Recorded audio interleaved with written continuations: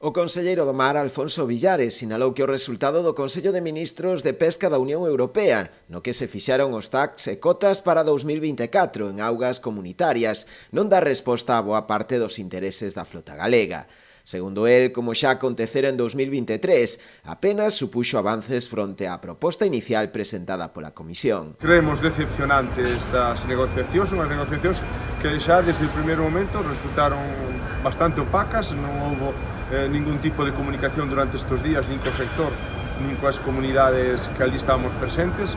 Eu creo que ademais era unha oportunidade única para España e, como non, para a flota galega, polo feito de estar durante estes 6 meses presidindo a Comisión. Polo tanto, creo que era tamén estábamos nunha situación ideal para intentar plantear unhas subidas e unhas melloras significativas e que ademais supuxeran que o sector, todo o noso sector, se sentira ilusionado a hora de igual afrontar os difíciles retos ou os retos que poden vir nun futuro.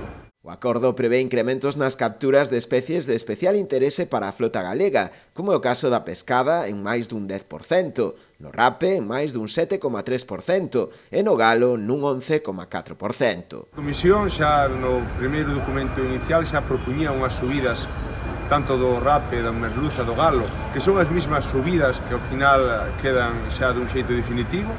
E estas subidas ademais se propoñen porque o propio ICE se establecía que era posible e era asumible subir as cuotas de captura destes peixes. Por lo tanto, en ese sentido, a quen lle temos que agradecer todo este traballo basicamente é a nosa flota, a flota galega, que precisamente levámoslo dicindo unha e outra vez que é a flota que traballa dun xeito máis sostible, non só de Europa, senón de todo o planeta. E gracias ao seu traballo, precisamente, os documentos científicos avalan a posibilidade de subir a súa captura, que ao final é o que se consolida. Pola contra, produces un recorte do 53% do abadexo, do linguado, o merlán e a solla. Tampouco foron boas as noticias para a cigala e para a anguía, e tampouco para o xurel. De outras pesquerías importantes para nós, en donde a Comisión xa planteaba baixadas tanto do abadexo como da cigala, pois esas baixadas se manteñen igual, polo tanto nada se negociou.